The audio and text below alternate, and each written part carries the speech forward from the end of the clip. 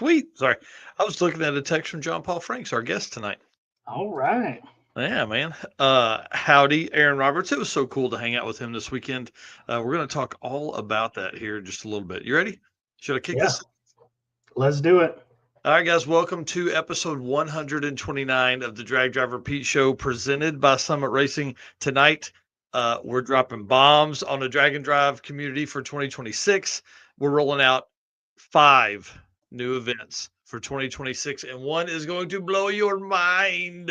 I hope you guys are ready. We have a recap of the short circuit event, and here's a hint. I'll tell you guys: more cars, more damage, more fun, and a ton of donations. Hit that intro video, sir. Alrighty.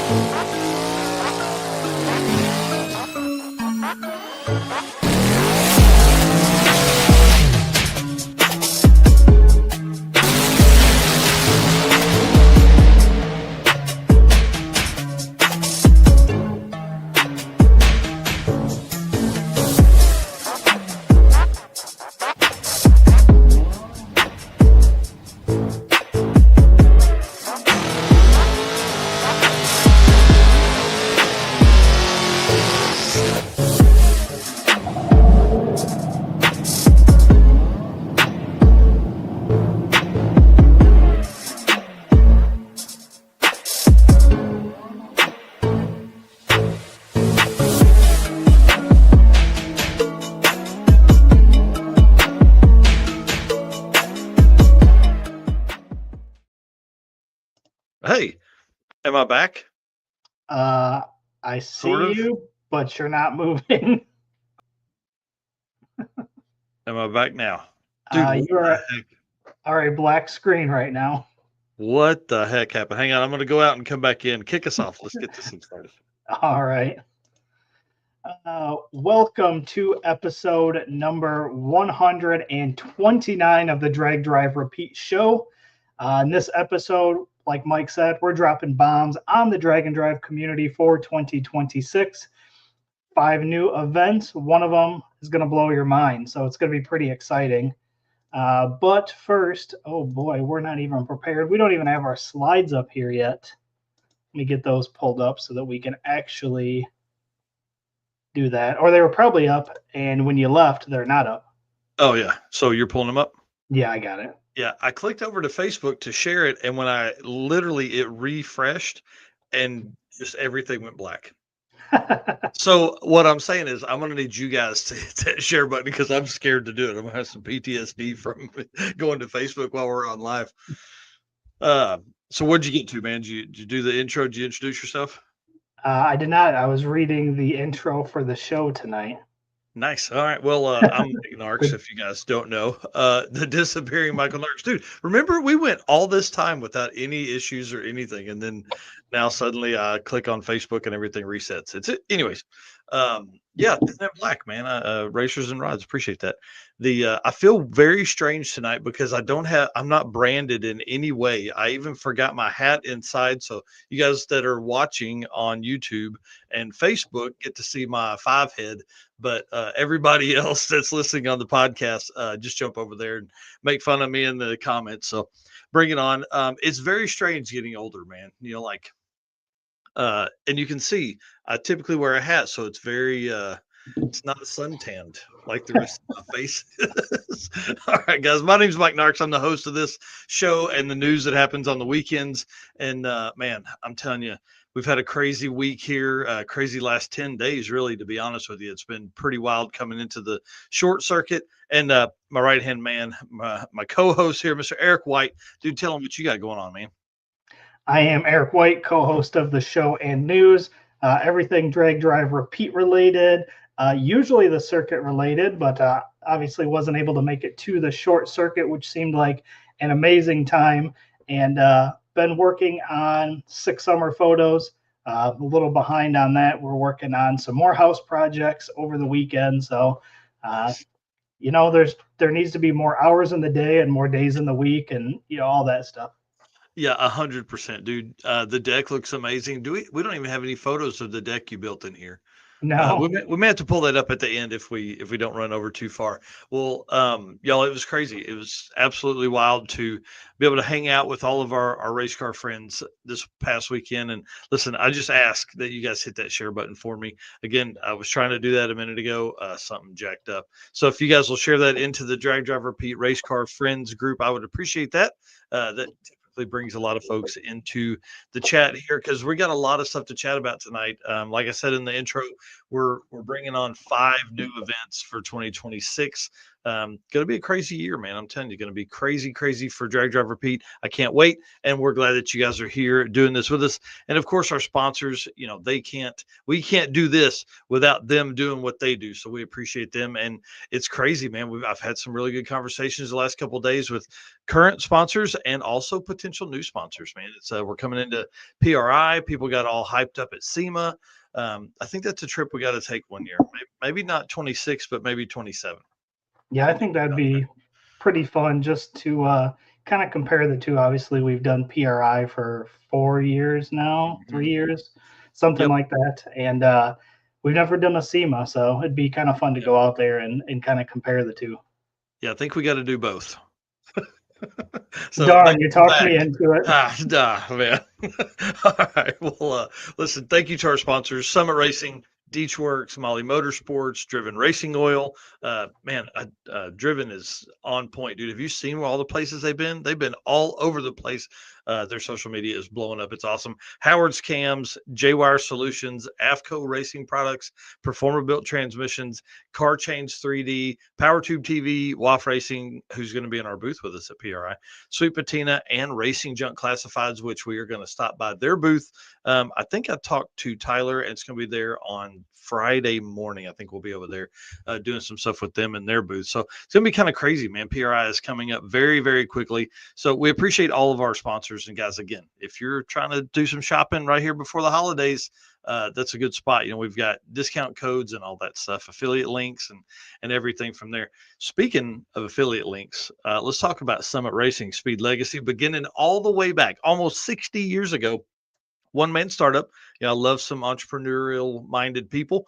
And now it's the World Speed Shop. 4 huge facilities in the States, 200 plus catalog editions that you've made the cover on. You took the cover photo on one of those.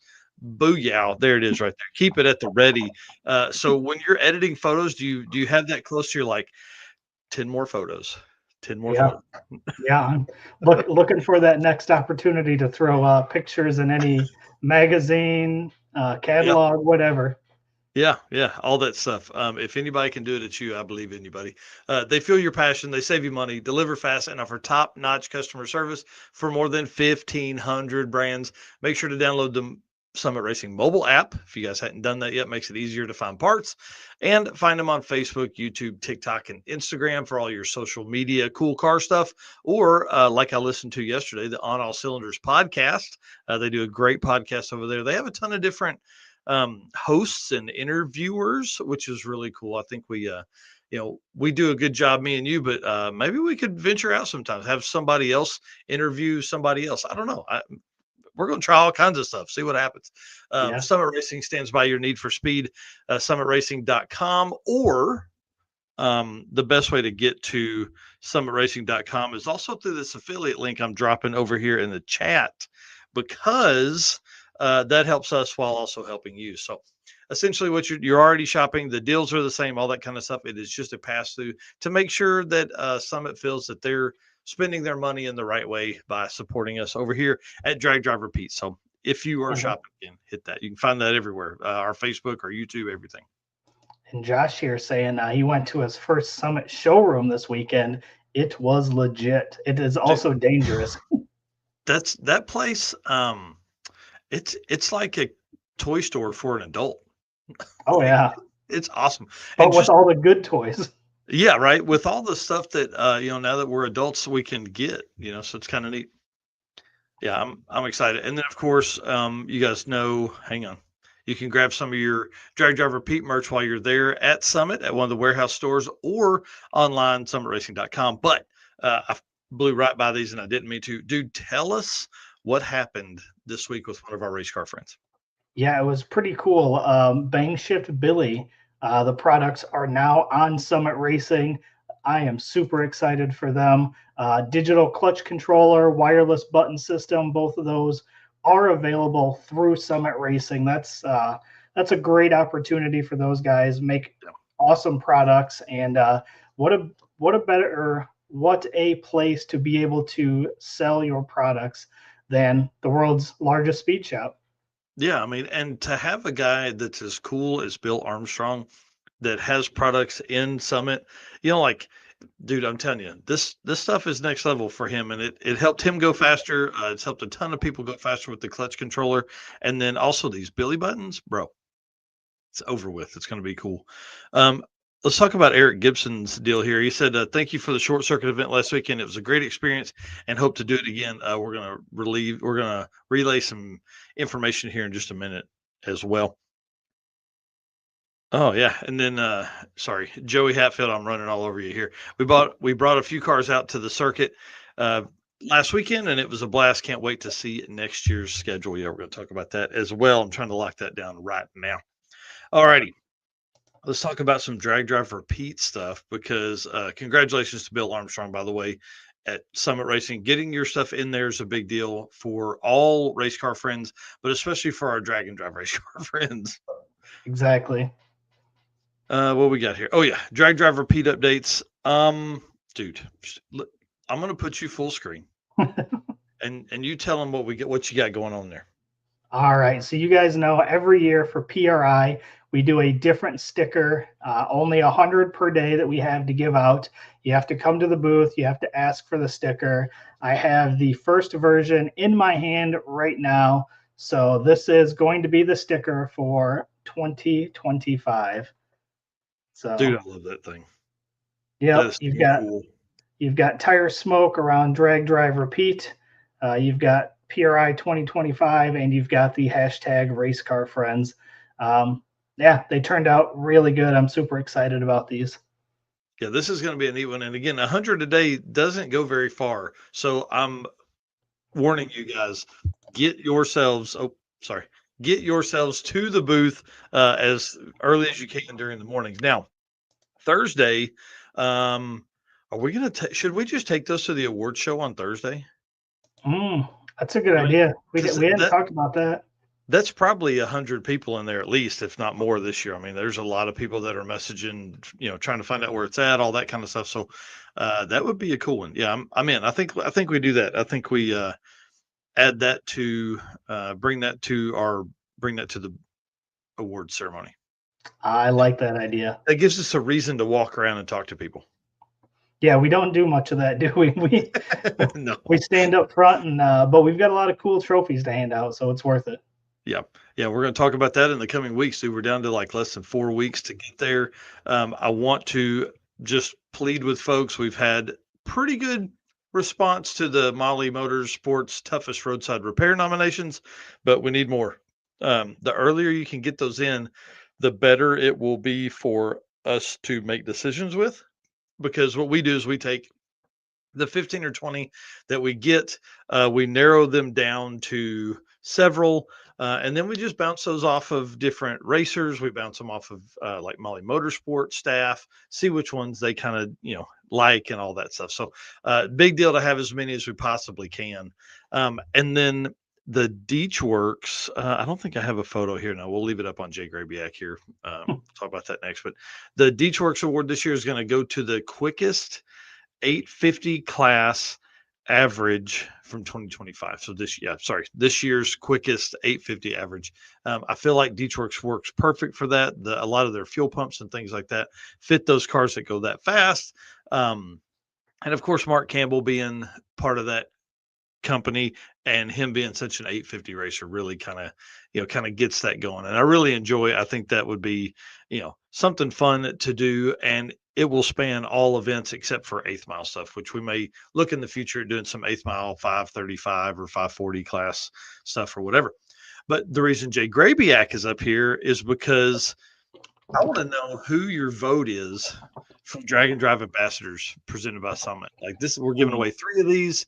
Who would you guys think embody the Drag and Drive Ambassador title. I mean, this is a big deal because there's 3,800 racers that will race in drag and drive events across the world. Typically we've done mainly stuff here in the States, but I'm not afraid to ship one of these over to, like the UK or Australia would be a good one because they've got 7 or 8 events over there now. Up into Canada, a lot of those guys come to PRI. So, anyways, we'd like to know who's one of your 3 drag and drive ambassadors for 2025. Yeah. I like it. You got a place for them to drop those nominations? I didn't turn it on yet, but yes, I'll have a form here shortly. Perfect. It'll be up probably after the show. I would think. I'm not going to mess with it while we're running the show here. All right. Actually, wait. We got to wait on that one. Let's talk about this next piece, and then we'll go into that last photo there. All right. So live streams at PRI. We have been planning tons of live streams at the booth. Again, we have a 10 by 20 booth this year. So we're going to have a bunch more room. As much fun as it was to have all of our race car friends blocking the aisle, probably not a great idea. So 10 by 20 booth is going to give us a dedicated spot to do live streams. So what we have so far, we have Redwood Rally is announcing their dates for 2026. We have Drop the Hammer announcing something huge. We have Matt Frost coming by. Nick and David Deal are coming by. And then Brian Wagner of Power Automotive Media is going to stop by and talk about their drag and drive build / horsepower wars / new updates, everything that they got coming out. So those are some huge live streams that we're going to be doing at the booth. So make sure you guys are watching the page. We're dropping dates and times for each one of these. Obviously, there'll be live stream for those that can't make it. But if you are there, make sure you come by and check out while we're doing those live streams. Get that news, right away. Oh yeah, for sure. And it's going to be, I mean, like folks will be standing there. We're not going to not fill the alleyway up there. I'm sure it's going to be a good time. It's going to be crazy. And then this here, Mr. Eric, will you please pull out your Sick the Mag magazine, because we are teaming up. It's one of the first times that Drag Driver Pete and Sick the Mag have teamed up. So here's the way this works. They've given us an affiliate code. They're looking for some new subscribers. If you sign up using our affiliate code, it helps us, it helps them. But I don't know why you wouldn't do it and wouldn't already be signed up for Sick the Mag already. I mean, just essentially, it's paper form of probably one of the coolest, outside of Drag and Drive. I don't know of anybody that's doing a magazine that's like this. I mean, it's outside of Sick the Mag, I guess, really. So it's sickthemagazine.com/DDR. I mean, it's super easy. You guys will see that whole program roll out here as we speak. That should be dropping tonight. I think I've got it set up for after the show. So to begin dropping, and all the artwork and things like that will be over the next few weeks. This deal is going to run through the end of the year, through Christmas. So my hope is that, this creates a good friendship within the brands, and that, we can show, hey, we can definitely support you guys. And, they obviously support us with featuring the circuit. And you saw Derek's post from Sick the Mag on the short circuit. So we appreciate them and all the coverage they give us as well. Yeah. So pretty cool, man. I'm excited about this. It's going to be a lot of fun. And, we've got a couple days until we get to do some go-kart racing against some other folks. So. Yep. And obviously we do photos to Sick the Mag of the circuit each year. So we've had 2 years of photos. You mean that one right there? That's freaking badass of Josh Rich's truck. Yep, this one right here. So we've got photos. Mike puts an article together. So obviously, I'm sure everybody has seen it, but tons of cool photos. The Challenger down there is looking pretty wild because of the green. You can't see any of it. But yeah, I was just say I like the blue stripes across it. So again, amazing magazine. For those that don't know, it's 2 editions, 1 on each side, flips in the middle, coverage of all kinds of drag and drive events. So it's definitely worth it. It's, I think, $33 a quarter is basically when they come out. So It's if you don't have it, you need to get on it because great photos by us and all the other amazing Excuse me. photographers. Great photos by the Eric White. I do have a couple photos in there, yes. Yeah, it's So pretty again, awesome to see that. Yeah. yeah, and Luke does a great job putting the magazine together. Amazing articles from the community, so it's not just sick. I mean, these photos are coming from other photographers and everybody else. So again, I think everybody should have it. It's a great magazine. Tons of just cool stuff in there altogether. Yeah, for sure. All right. Well, the one thing I want you guys to take away from tonight is that Eric and I, are committed to the future of Drag and Drive. We're going to talk about some events here in a minute that are going to take a ton of time and effort. And I can't wait, man. I'm telling you, 2026 is going to be insane. We've got a bunch of big things that are in the works outside of those, and then one huge announcement that's coming at PRI as well. Yeah, and I've got some things that I'm working on that if I can pull it together, it's going to be pretty cool too. So problem is we talk about it all the time. It's just the time. Like, Yeah. again, more days, more hours, but I really hope I can pull this together because I think it's going to be super cool. Oh yeah, yeah. If things can get together, I'm pumped about what's coming. Speaking of coming together, the short circuit was incredible. We're going to talk about that in just a few minutes. It was absolutely insane. 76 cars showed up, bro. That's awesome. Uh, You were concerned that you wouldn't get 40, so to Yeah. have 76 show up is, dude, almost double what you were Yeah. looking to get. Jimmy rolled over on the scooter one time and said, Jimmy Bowles is the track manager at Tulsa. And he goes, I thought you said 43. Well, We had 55 at the test and tune and our 76. So it was pretty packed in there, which is what the track needed. And we'll talk about all that in just a minute as well. And then to give you guys anxiety like it gives me, the circuit registration is in 65 days. that is 2 months and 5 Yeah. days. Yeah. That's not very far from right now. And in between that we have PRI. So, Yeah. all the fun stuff. All right, sir. Hit us with some driven stuff. We'll do driven, and then we're actually going to flip some stuff around and bring John Paul Franks in. All right, driven racing oil is the performance engine oil that can do it all. GP1 is the ultimate oil for any race or performance application, whether you're launching hard at the drag strip, enduring the extreme heat of off-road and circle track, or even pushing limits in top fuel drag boats and demo derbies. Winning racers choose GP1. It's compatible with engines from classic hot rods all the way to cutting-edge race machines. It's crafted from the legendary Bradford, Pennsylvania base oil, enhanced with state-of-the-art additive packages. GP1 offers the best in protection and performance. And DDR10 is the code that you can use on drivenracingoil.com. Gets you a 10% discount on any oil or any one of their other amazing products. And as you mentioned earlier, Driven Racing Oil on Facebook and Instagram, you can see what events they're going to be at. They are all over the place all the time. So more than likely, they are going to be at an event near you. So you can head over and talk to them in person and pick up products that way as well. Yep, and always say, hey, we saw you guys on Drag Drive Repeat. All right. Street and Heat kicked off yesterday. Racing today kicked off yesterday with Tech, racing today, and then they're racing at Greer tomorrow. Man, we're gonna talk about this one after we talk to John Paul Frank. So I don't want to give away too much stuff, but dude, a lot of cool cars there, man. I'm getting FOMO. I'm getting FOMO again. I shouldn't do that. Tell us what's up next, though, man. This is crazy.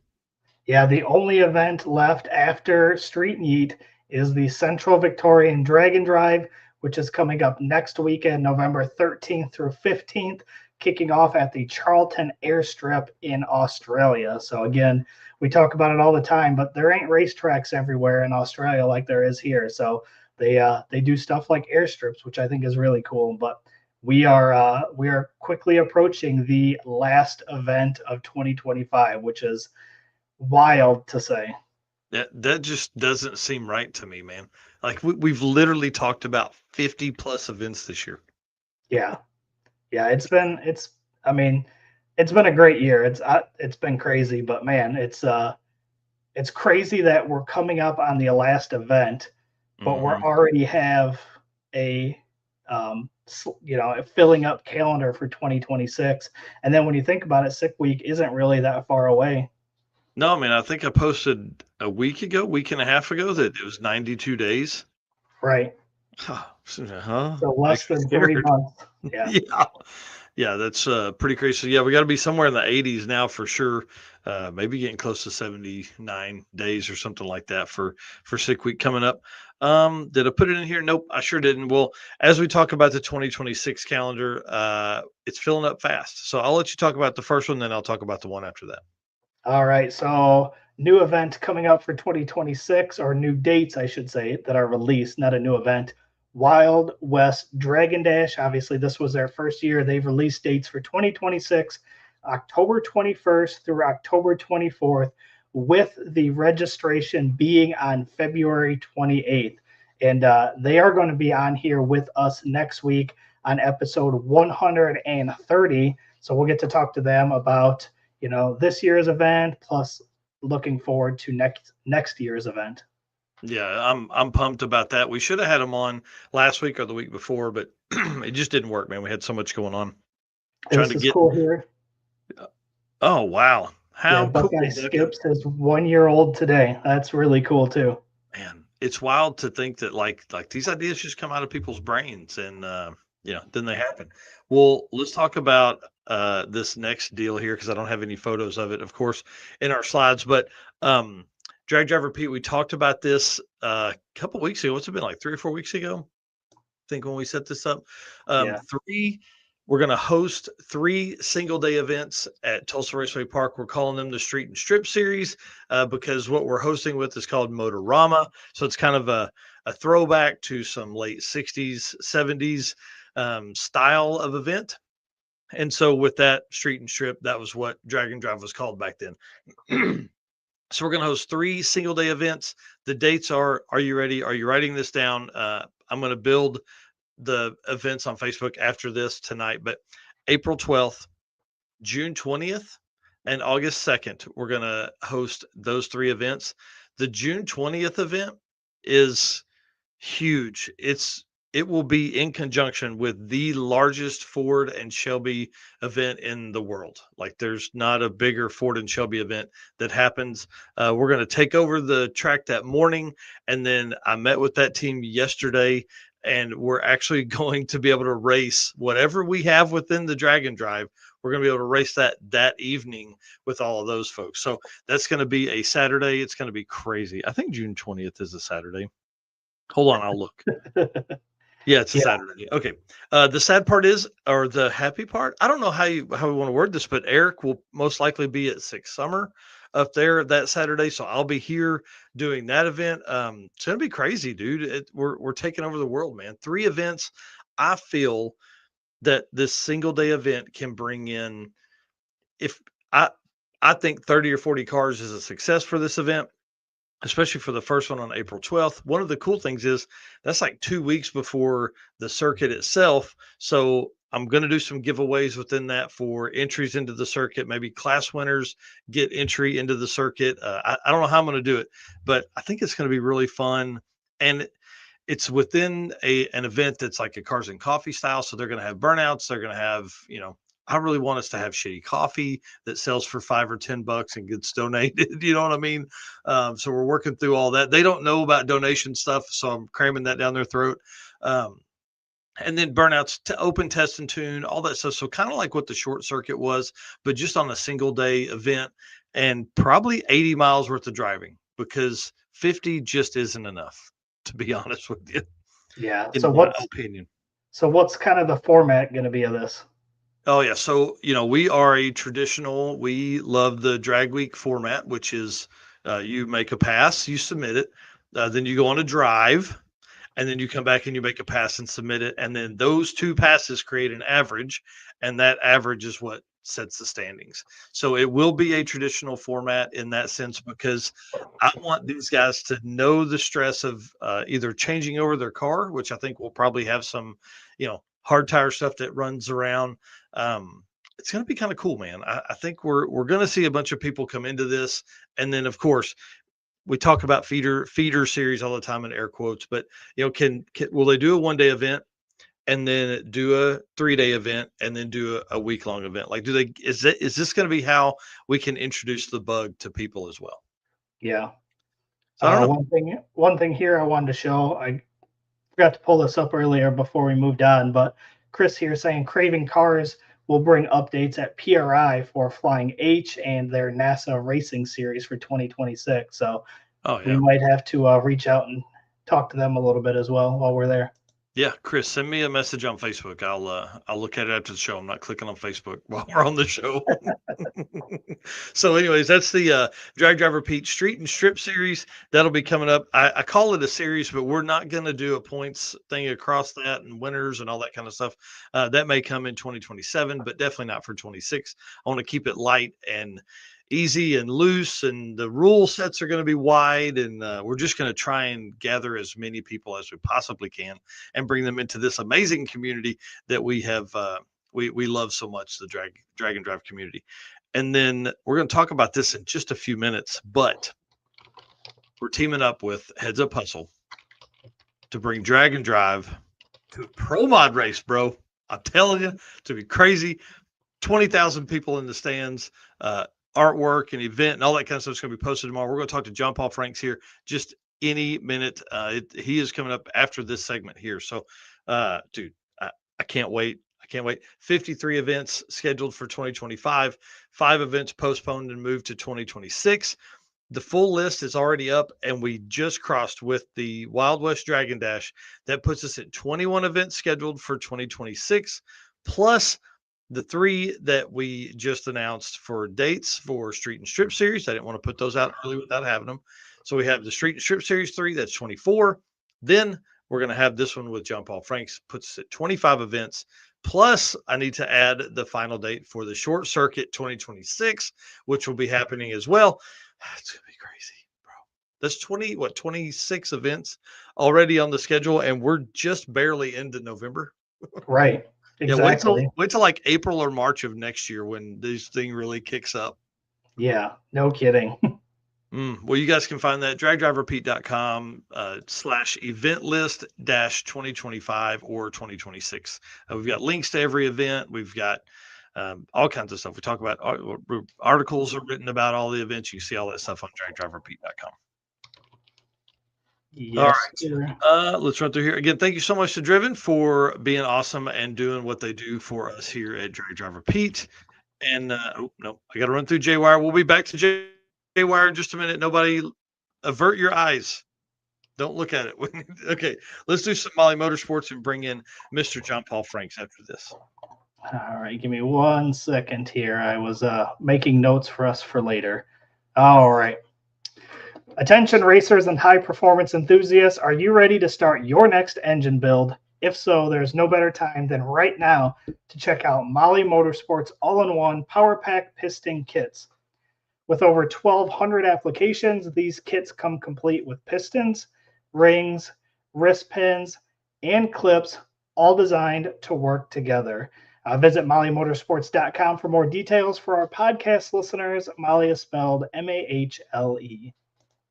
Oh, yeah. Can't wait and get to see those guys. They have a huge booth at PRI. Man, I don't think they have a car, but they have a ton of drag and drive guys that we get to hang out with. So I can't wait to see them.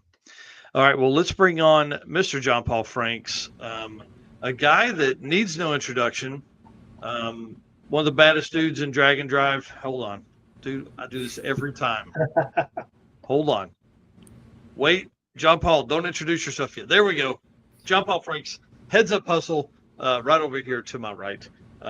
Dude, what have you been doing, man?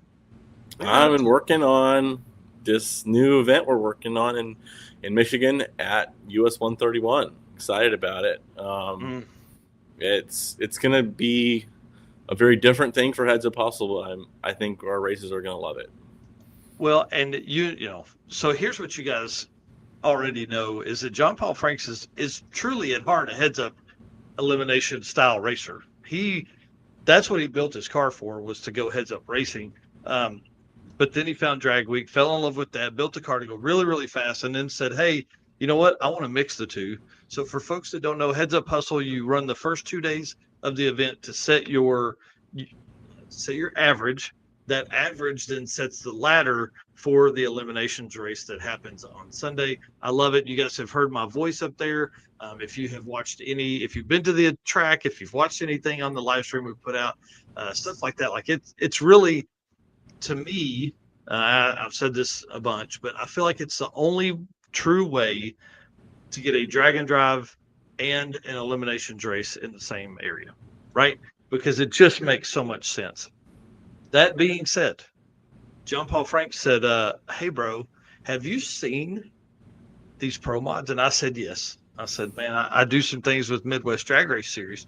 He goes, well, Midwest Drag Race Series does a big race at US 131, which happens to be in Martin, Michigan, which is like right down the street from where Heads Up Hustle is hosted. And John Paul Frank said, dude, what if we mix those? So we got to work. He called Jason, the owner. I called Samuel, the son. Through all of that hard work, and John Paul Frank's really doing most of the work, to be honest with you. I just called Samuel. We came up with this thing, dude. I think it's going to be badass. Heads Up Hustle and Drag Driver Pete teaming up. I'm really pumped about this. So kind of give us the format for this thing, man. Yeah, absolutely. So tentatively, we're calling it the Heads Up Hustle Showdown. It is September 11th and 12th. Midwest Drag Racing Series is having the Funny Car Nationals at US 131 in Martin. And Friday morning, we will be teching cars in and going on a cruise. And when we get back from that cruise, we'll have 2 qualifiers Friday night. Saturday morning, we'll get a 3rd qualifier and then head into eliminations Saturday afternoon and evening. And it'll be running between nitro cars and jet cars and jet trucks and funny cars. It'll be a blast. There's, as you can see in the pictures there, it's massive crowds, well-known cars, lots of people, and it'll be an awesome opportunity to get drag and drive cars in front of more people. And we're going to have fairly large payouts for the classes. We have 4 classes in mind. We have an unlimited class, we have an 850 index, a 10.0 index, and a DYO class. And that's slightly subject to change, but that's the current working theory. Is that's how the classes, how we want them scheduled and set up. And it's going to be, I have ideas about where we're going to go and what we're going to do for the drive, but it's going to be a really good time. And I don't think some of the people that do some of the smaller events have been ready for how many cars are going to be there. It is 131 is packed when this event happens.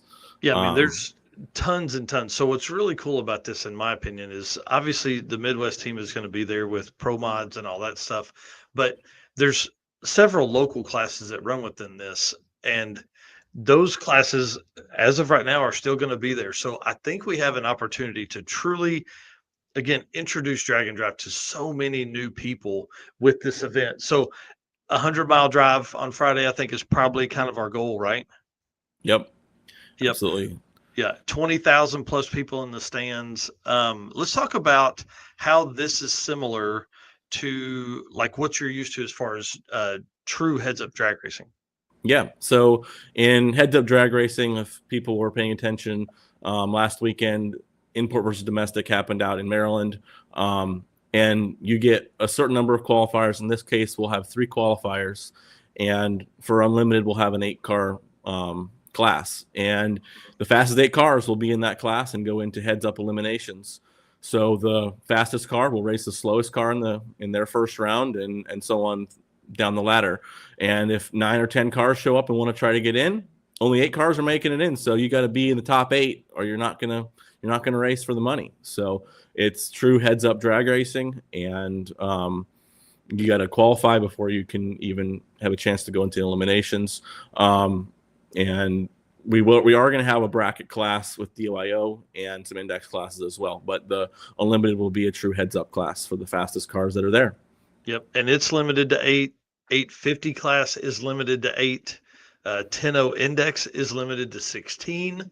And then the bracket or DYO style class is limited to 32. So it's going to get pretty interesting. There's never been a time on a Dragon Drive where somebody has not qualified. So like they'll at least make the drive. They'll at least get to make 3 passes down the track. But can they make the show is the question. I think that's going to be the funnest part about this whole thing. I'm really excited about this event. It's going to be way different than anything we've ever done. So. Yeah, it's going to be really fun. Qualifying is actually important, because if you don't go as fast as you can, you're not going to make it for the race. Yeah. So that's not a new concept in racing, but for Dragon Drives, I think it is. So.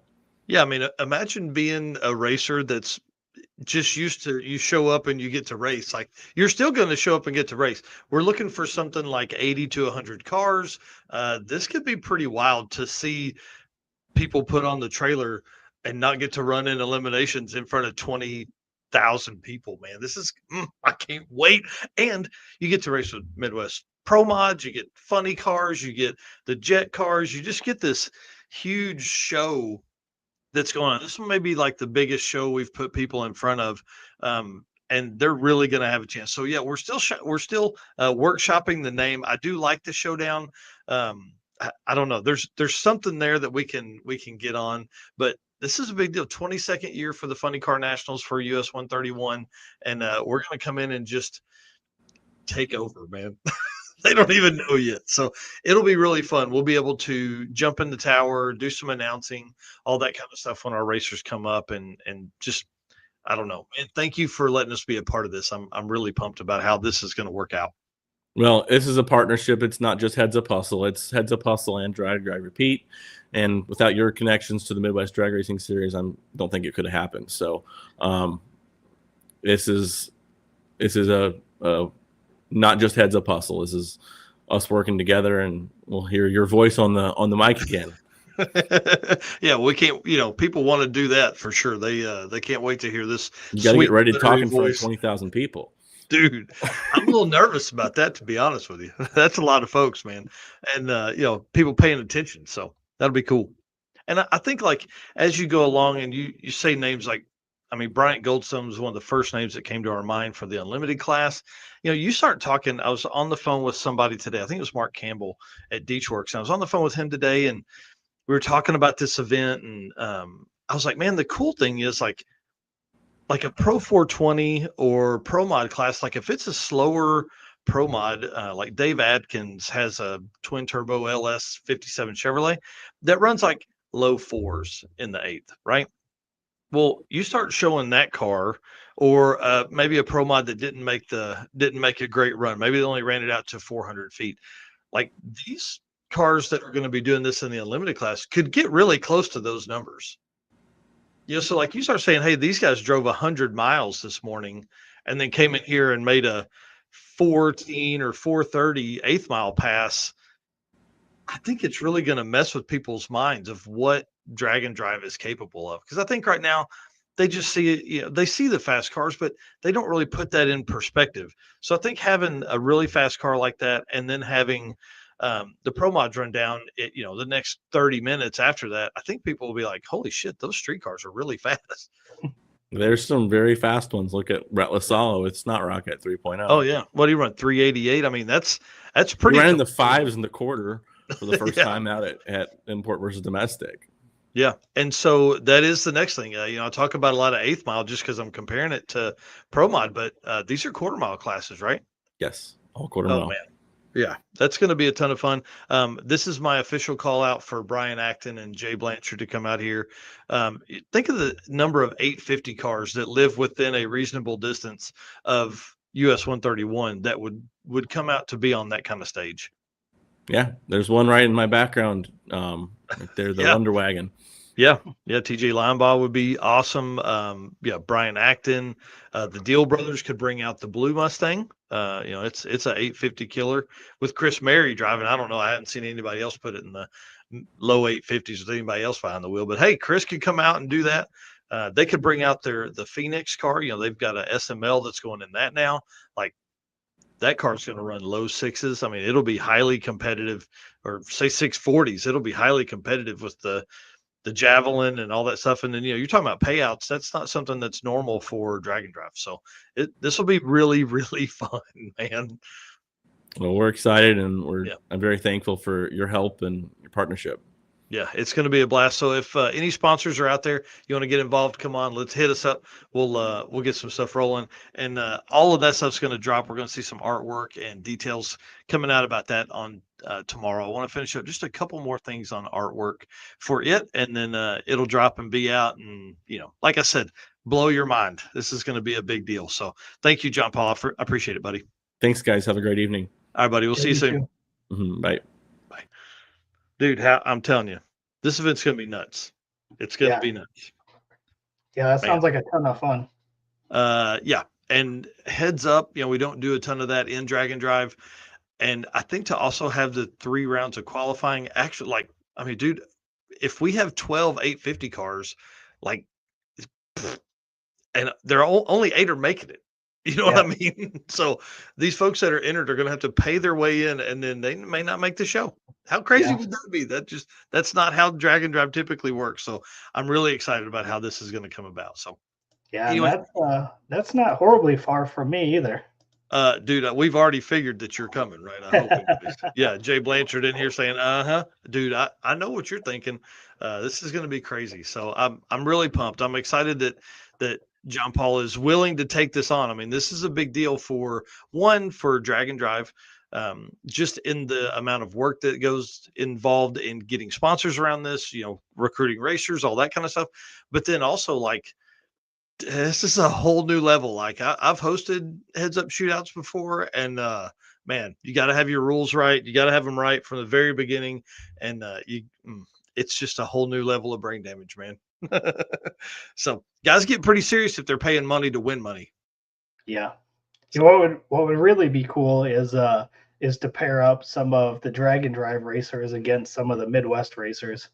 I mean, listen, I done thought about some call outs and exhibition runs and things like that. So, if you're an unlimited car, let's say you have 2 bad runs and suddenly you don't make it, right?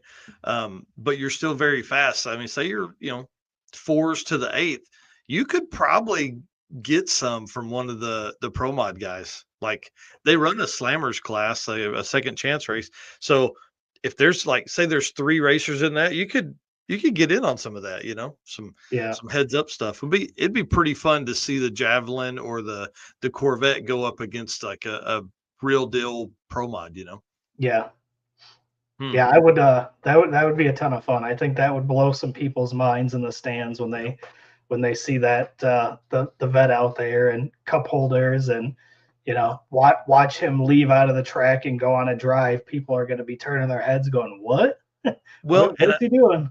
Right. And I think the good thing is, one, you're going to be able to pit with your truck and trailer. We're not going to do anything outside of that. But, you come back in from the drive, say you come back in at 2:00 on Friday, the stands are full. People are mingling around doing stuff. And here comes these 92 cars driving in with little trailers. They're all got license plates. I mean, think of how that is going to make the crowd react when all of these cars come pulling in and parking their pits and get ready. And then we're up in the tower telling, hey, y'all remember that car driving by you? That car made a 100-mile drive this morning. Oh, shit, he just ran a 6:38 in the quarter mile, So right. Yeah, that's going to be cool. Yeah, it ought to be pretty fun. The bracket stuff, again, those cars generally bring out a lot of variety. And so I think that'll be a ton of fun there. We don't want to cut anybody out, but it's only a 32-car field. So I don't know how you qualify for brackets, if it's off of reaction times or what, but we're going to figure it out from there. So I'm excited. I'm really excited. So so be watching Drag Driver Pete for updates on that event. And like I said, I'm going to post all the stuff tomorrow, and we'll go from there with, when the event is and what the official name is. So if you guys have good names in your mind, hit us up. Heads Up Puzzle, insert name here is what I have right now in all of my write-ups. Thank you so much to Molly for what they do for us, man. Eric Grillo is a beast. Love those guys over there. Thank you so much to them. We'll see them in a couple weeks at PRI. Well, that we will. All right, let's jump in here. Let's talk about J-Wire Solutions, since Jay is in here right now.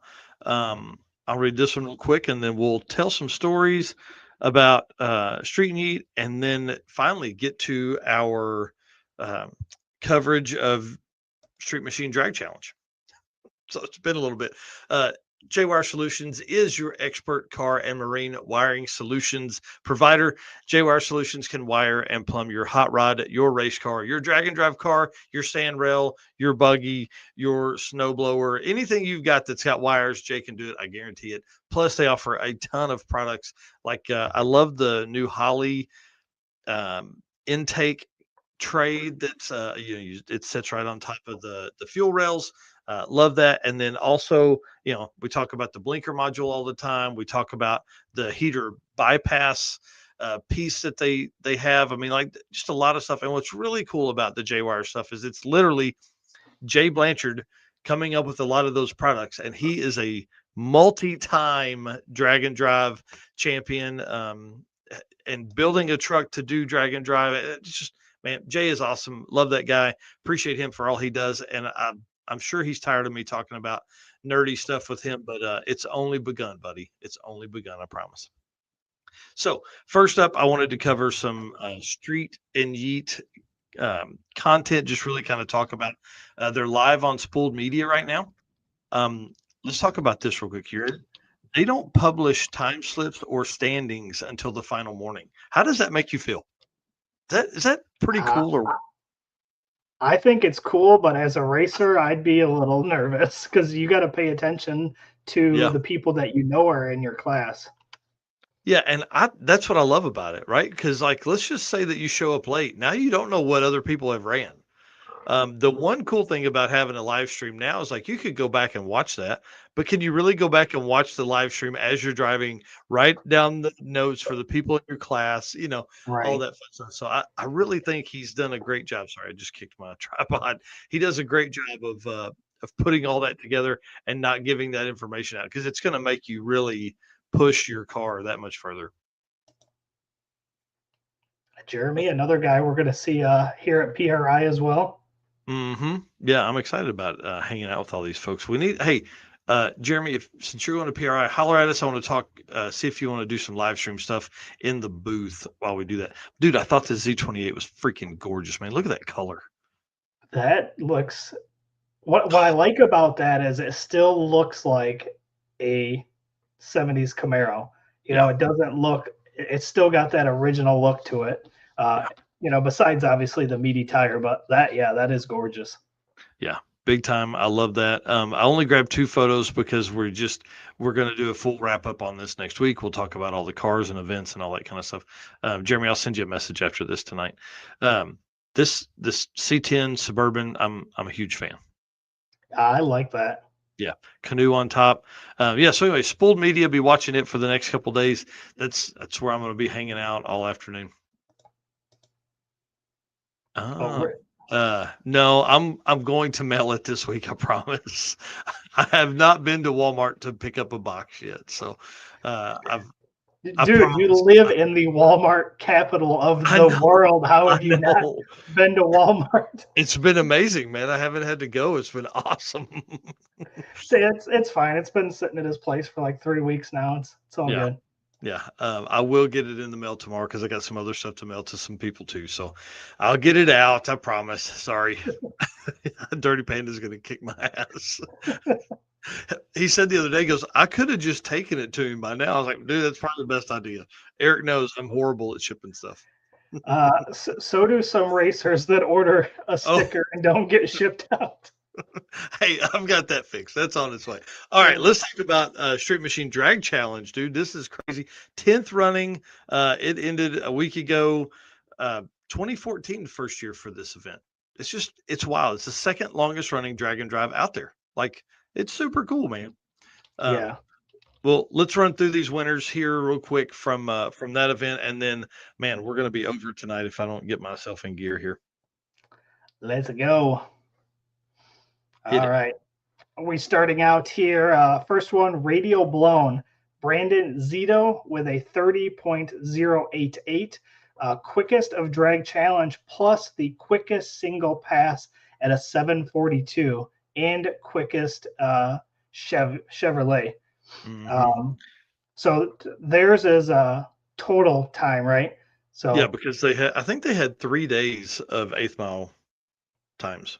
yeah, so the times are going to sound a little weird as we go through these, but the top 4 cars in this radial blown class all had a 30 point something something something. Mm-hmm. So obviously very very competitive, but again Brandon Zito with the 30.088 taking that one. Laid it down. All these photos that are in here are from Street Machine Magazine. I want to give them credit for all that stuff because I stole it right from their website. So appreciate them being awesome and doing all this stuff. Outlaw Aspirated. I think that's the next photo here. Maybe. Yeah. Outlaw Aspirated Michael Ryder with a 37.492, and he is the quickest Holden of the event. Nice.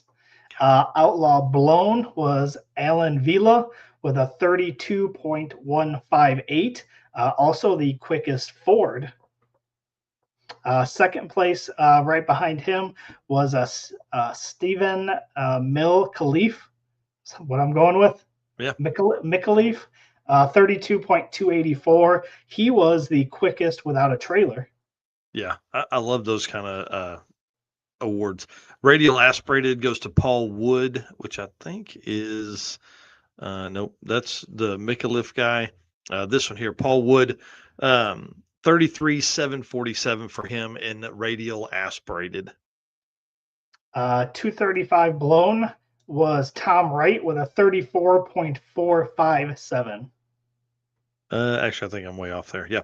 235, dude. I love the tires. I love small, tiny tires. 235 aspirated, which is naturally aspirated. Louis Giannis, 35.409. So not far off. I mean, 1 second total off of the 235 blown. Pretty crazy. Yeah. The 6-cylinder is Anthony I think we figured it was Spadavecchia from the last show. Yeah. I wouldn't have got there on that one, but Yeah. Anthony had a 34.052. Yeah. Pretty fast for 600. 8.5 radial, which I think is the width on that. Brad Schreiber with that is the 33.601. And then the 9.5 radial first place was Kevin Cox with a 37.589.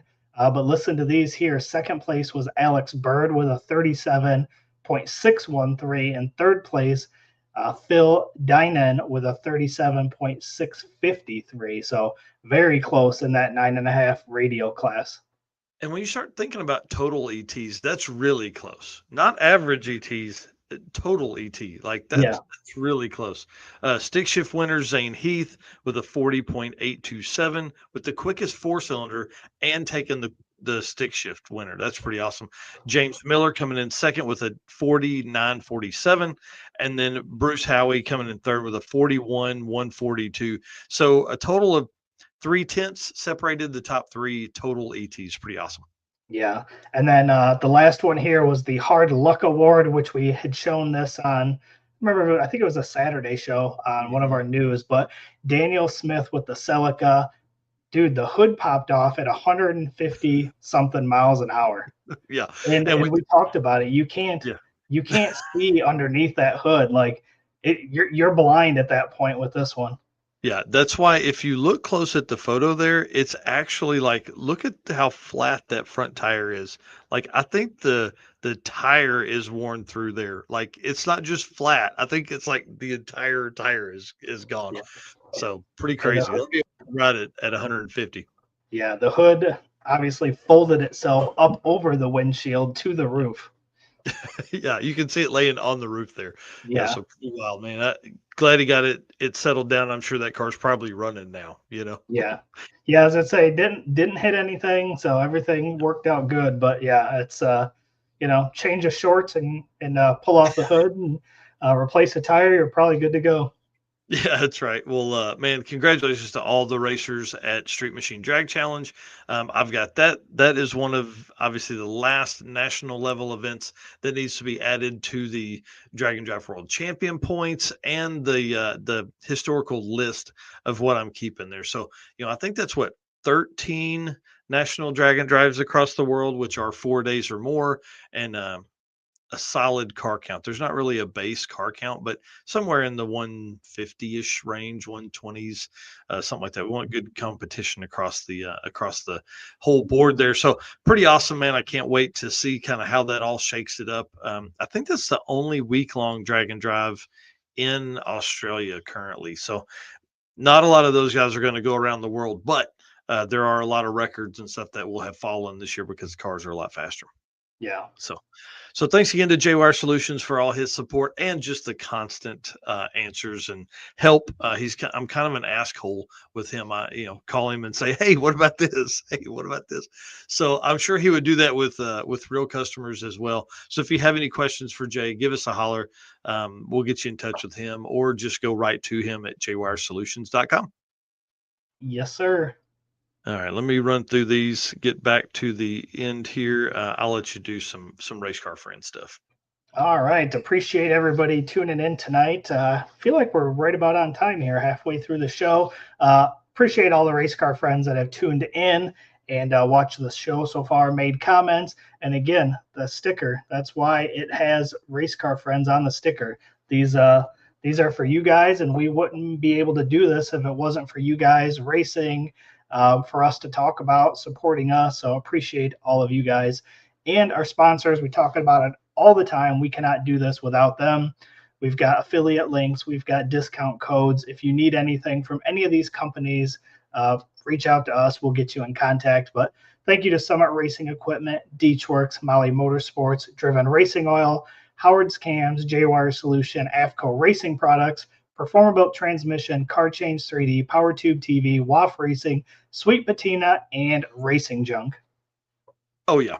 Well, let's talk about some Deechworks stuff as we move into the next bit here, where we're going to start talking about the short circuit. This is where we're going to go over a lot of the stories and stats from that event. So Deechworks is a leading manufacturer of high-performance fuel system components. The DW product line includes fuel injectors, pumps, rails, regulators, filters, lines and fittings, plus pump modules and surge tanks, all engineered to support power levels ranging from 400 to 2,200 or more horsepower. With a focus on engineering excellence and industry-leading customer support, Deechworks continues to drive the future of high-performance fueling. Of course, Deechworks.com. And when you're on there, you're looking at all the cool stuff. They've got a ton of new brushed fuel pumps, as well as some of the brushless fuel pumps as well, that debuted at SEMA, that are going to be bringing them to PRI. You can use code DDR10 to give, obviously a 10% discount on anything that you get from the website right there. And they've got a ton of cool merch as well. So support those that support us. We appreciate you guys and all the times that you guys have purchased stuff from Deechworks, because they're a big supporter of ours. All right, well, let's talk short circuit, because, dude, it was crazy. It was crazy. I want to thank the sponsors that came on board for it real quick. So Summit Racing, obviously our title sponsor there, Molly Motorsports, Driven Racing Oil, Deechworks Fuel Systems, Maverick Dent Company, who's owned by a racer that came, Eric Carroll, Cornerstone Performance Transmissions, who is a diesel transmission repair specialist in Texas. That's Alex Arquette, another drag and drive racer. Morrow Photography, who is Melissa Morrow, who is our official photographer of the event. And then Brandon Parker, who came up, and dude, I can't say thank you enough to Brandon. Not only did he donate $60 for the quickest 60-foot time, but he also spent hours and hours and hours and his own money at a hotel room and everything, so he could be there to help me put this on, because it was pretty wild. Like there was a point where I had a moment, which is okay. It's fine to cry a little bit. It's all right. The time. Oh shit. Sorry. There we go. That's what I was looking for. The not having Eric White there was pretty tough. Not having Melissa, my wife, there, that was pretty tough. Did not expect that to be as hard as it was. And then Stephen Narks, of course, he was there coming up. And when I look at what we did with the short circuit, thinking we were going to have 45, 50 cars, maybe, to have 76, nearly double what I thought, man, I truly almost called the wife and was like, hey, I'm sorry, you're going to have to come over here. You're going to have to tell those people you can't go there because you got to come here.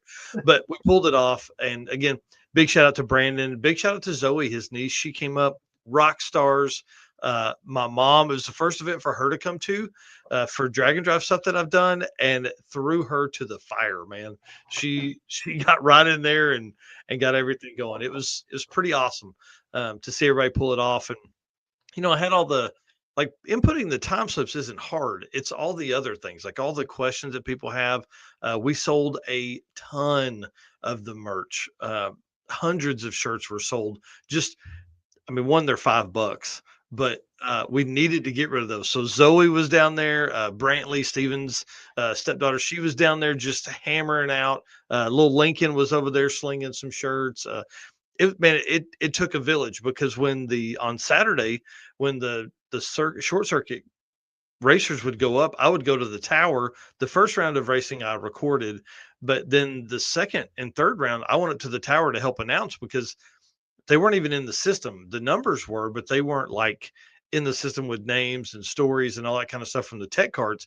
So I was up there asking questions, and the guy, Dean, was like, "Hey man, if you want to come up here the next time your folks come up, please help me. It'll help the announcing." So did that, but I got to also announce some stories, and that kind of let everybody know they were going to be up. But what was crazy is we worked in with the bracket race. Big shout out to Jimmy Bowles for making this happen, and he guaranteed us 4 passes. We got 5. It was wild. I really thought we would have a lot more downtime between the rounds, but dude, Tulsa Raceway Park was a well-oiled machine on Saturday. They weren't playing. There was a couple well-oiled track bits too, because we had some people blow some stuff up. But once we got past everybody blowing stuff up on Friday night, we kind of got it was fine. It was fine after that. So yeah, Saturday was crazy. But big shout out to Brandon. Big shout out to my mom. All them started with 78 cars, finished with 62. So no matter whatever kind of event you host, 20% are still going to fail. Is what I got from that. Yeah. So let's talk about some winners from the event. So I'll let you run through these while I flip pictures and show comments. All right. The Geezer Award by the Maverick Dent Company was Don Gould. I should have put the notes in there about how old. It's 74 years old out here cruising around. I said something in the award ceremony. Look, the next generation's needed. We need kids involved, right? But dude, we need old people too. We need people to tell stories of what it was like back in my day, or what happened back when. I was here in 1986 at the track. So Right. Big shout out to Eric Carroll for hosting that award. Yeah. Plus, who's gonna tune the carbs? Because I couldn't find the up and down arrow on Dad's carb. I don't know. Yeah, Don can definitely do that. The next one, the furthest traveled by the Maverick Dent Company, was Phil Balmaceda in the vet there. So what was it? 572 miles that he traveled to come. Yeah, and the biggest thing with that award is that they had to drive their car. So Phil was peer pressured into coming up, and ended up taking home a super cool what do you call it, tumblers from Maverick Dent Company. It's pretty awesome.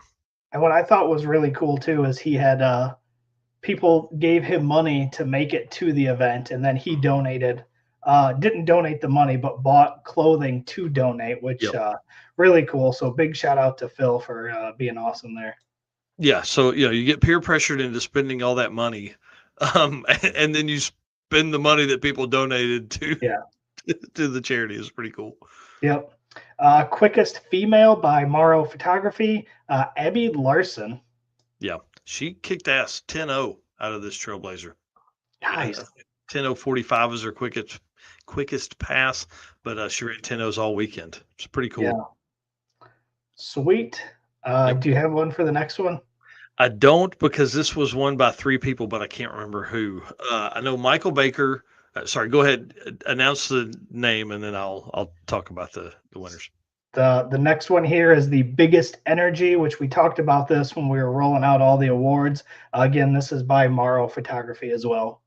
Yep. So Michael Baker with the Suburban, Dustin Peterson with the Cornhusker Cougar, and then Eric Carroll who is the owner of Maverick Dent Company, who basically him and Alex Arquette peer pressured Phil Balmaceda into coming up. Love it. Yeah. And then our last one here, the quickest 60-foot time, again sponsored by Brandon Parker himself. Boo Kwan, is it Kwanzo? Kwanzo. I always screw that one up. One of my favorite cars from the circuit.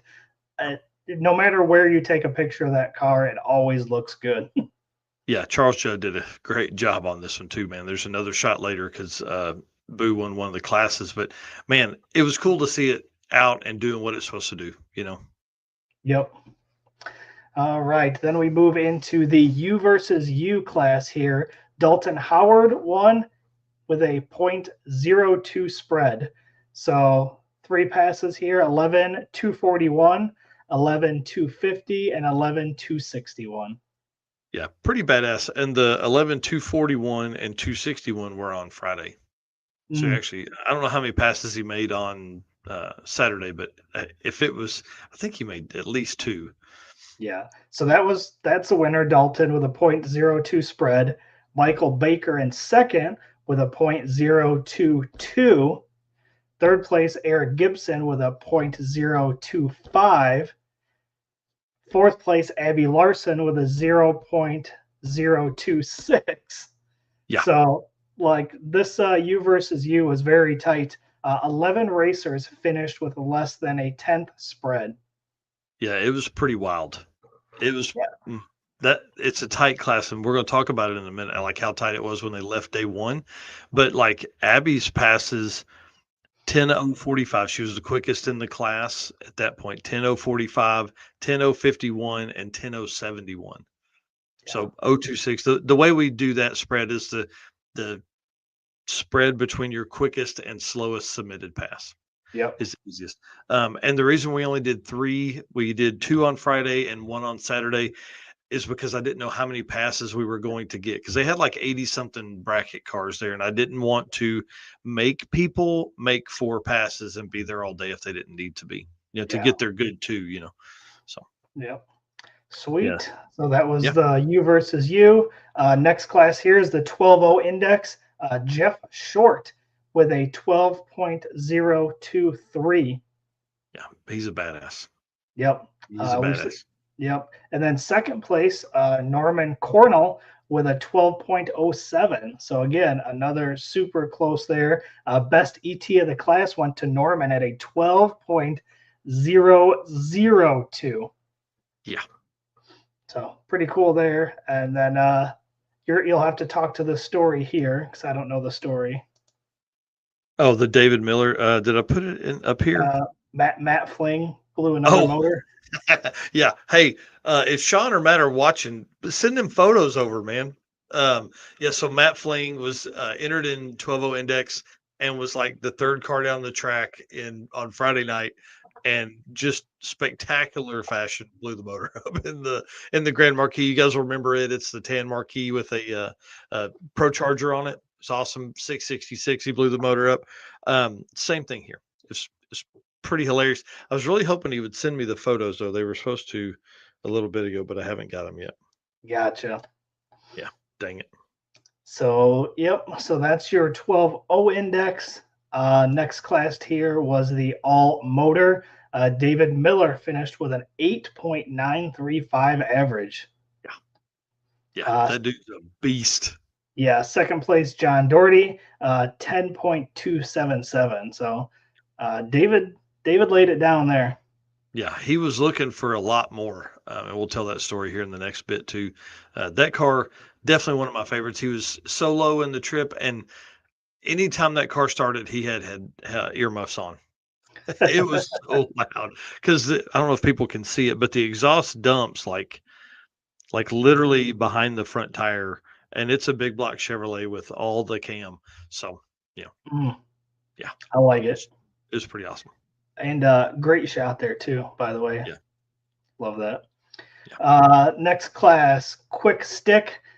Phil Balmaceda, again, 10.613 average over second place, Rich Van Allen with an 11.979. So what this tells me is if you want to win a stick shift class, bring a Corvette. 100%. So what was cool about this is Phil was the Circuit 2025 stick winner, and Rich was the 2023 Circuit stick winner. Yeah, those guys, they put it down, man. It was pretty cool to watch them. And Rich Van Allen brought his wife, so that was pretty cool for her to experience this. And I think that's why the short circuit is going to work so well, is because it gives you don't have to have like a know it all guy, because there was no point where we were more than 50 miles from the track. Yeah. So you could have jumped in with somebody else if something happened. So, I think this short circuit is going to give an opportunity for people to bring some spouses. So tell us about the fastest class, though. The Power Adder class. This one here, we talked about it. Boo Quamso, 8.149. Great to see him back again.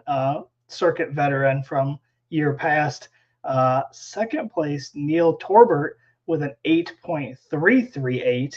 So not far behind Boo. And third place, Dan Sates with an 8.616. Bro, Power Adder was legit. Yeah. It was great. We're going to talk about some fun. So this segment here is about the winners. The next segment is about stories. So stick around is what I'm saying. And then last class here, the 650 index, Scott Barker with a 6.7193 with a best ET of the class, 6.541. Yeah, this 650 index, I included it because we had so many 650 index at the Circuit 2025. Yeah. So Scott Barker, hey, that was your one chance, because it won't be that small next time. So it was pretty crazy, man. It was a good time. That car is gorgeous. Him and his wife, big shout out to his wife, April Barker, who was also racing the dart. But on Friday from like 5 o'clock till 7:30, she helped me at the booth. She was packing goodie bags and stuff like that while I was getting people checked in. I really appreciate her. It took a village this time, man. It was pretty wild. So thank you to everybody that stepped up and helped, for sure. Yeah. What I'm hearing is your wife and I need big raises, because it sounds like it was a struggle without us. Y'all get paid? Yeah, definitely needed you guys. It showed how bad it was. But this was an event that was literally put on, decided a month ago. Not even a month ago, probably now. You bastard! Just think, if you had put out the circuit photos like in September, or it'd have been fine. I wouldn't even have thought of it. But man, it was a great time. We had a blast, and like, I don't know. It's definitely coming back. I'll say that right now. We're going to talk about that in the next segment, as well as kind of where I'm looking, all that, dates and ranges and things like that. So congratulations to all the winners. Congratulations to all the runner-ups. Congratulations to the people that were in 13th place. Like, if you guys want to see the full results, I've got those posted on a couple different posts within the Drag Driver Pete Facebook page and the Circuit Charity with Horsepower page. But I'll go ahead and pin those after we do the show tonight. I'll pin those on Facebook so people can go right to them. It was crazy, man. I mean, I'll just pull up. Oh, dang, I closed it out. Oh no, here it is. So to give an example, come on, help me out here. It just, man, everything since the refresh is like killing me here. For the Power Adder class, there were 8 cars that ran in the 8s. 6 cars in the 8s. Like, dude, it was really fast. Everything was very fast and very fun. Again, thanks to DeechWorks for all the stuff. We're going to talk about all this stuff here in just a second. I guess I could have said that, but thanks to DeechWorks for all the stuff they do and all the stuff they've got planned for 2026. That's all I'm going to say right now. So appreciate them. And the call today with Mark was awesome. He's so smart, dude. It's hard to talk to somebody that smart about all this cool stuff, because we were also, we talked about Drag Driver Pete, but we also talked about the old truck and what I've got planned next with it, and then a project that's kind of kicking around in the back of my mind. So DeechWorks.com, DDR10 for your discount there, and just go there and shop, see what they got going on. Let's do some Performer Built Transmission segment and talk about some stories from the short circuit. All right, Performabuilt is the official transmission builder of Drag Drive Repeat. At Performabuilt Transmissions, the goal is to engineer and build the toughest transmissions on the planet, period. Performabuilt doesn't just rebuild transmissions, they systematically re engineer each model to eliminate OEM flaws and to achieve the highest levels of performance. That is why they say their transmissions are not just built, they are Performabuilt. Oh yeah, love Ryan and the team up there. The next setup here, the photos aren't in order. I'll just tell everybody that. So when we're talking about something and the photos up, it may not be about that person. I didn't Fair have time enough. to put all that together. There's a lot of stories that were coming along in here. So, but the first up is correct because, dude, these donations, this whole bin, you can't see it in this photo. So, and I didn't put the ones from the ground, from there. But, dude, this thing is it's mounded inside. Like this is probably a 2.5 or 3 foot by 2.5, 3 foot, and 2.5 or 3 foot tall, and it's full. So big shout out to Phil Balmaceda who donated all that back and all that stuff. What we got here, T. German, whose rule book is the Dragon Drive groups using as a universal rule guideline? This is a great question. Let's come back to that after we talk about the short circuit because that is a great conversation to have that we'll end the show with. So good one. Hang out for a minute. We'll talk about that because that's a great point. Dude, the donations were crazy. So we asked for cold weather clothing because the charity we support in Tulsa is obviously Youth Services of Tulsa. I've talked about that before and why we like them and what it does and pivotal moment in a kid's life and show them cool cars or cool people, all that kind of stuff. So I'm not going to get into all that. But when I rolled this in, the lady was like, is this all like jackets and stuff? I was like, yeah, and there's some, clean underwear and socks and a bunch of beanies and gloves and things. And she was like, thank you so much. So to everybody that donated, thank you so much for what you did. These kids that end up on the street, a lot of times they don't have anything when they leave their house or they leave the whatever situation they were in that put them as, what made them homeless. They may just be leaving with the clothes on their back. So this is going to help a lot of those kids to get jackets. And a lot of the stuff was cool stuff, man. I mean, like Youth Services of Tulsa will take gently used clothing as well, not used underwear or socks, but gently used rest of your clothing. So if you have some stuff, sleeping bags, suitcases, all that kind of stuff, we highly recommend if you're anywhere near Tulsa, please support them because, man, it got cold last week. Like it got cold on Sunday. So I can't imagine, half this thing was probably gone on Sunday afternoon to some kids. So big shout out to Blake Flores. Him and his wife brought like 100 prepackaged matching beanies and gloves. And it was just so cool to have all of that stuff there. And just like the story you were telling earlier, Phil Balmaceda, and I think his girlfriend's Lauren, sorry. Woodard is her last name. I don't know why I remember her last name, not her first name. But they took the money that was donated to him to come up and, peer pressure him into the event. They used that to buy a bunch of new stuff at Walmart. So it's pretty awesome to see all of that stuff come together. So thank you to everybody that donated. We really appreciate it. This is probably something we're going to keep doing as far as all of that goes.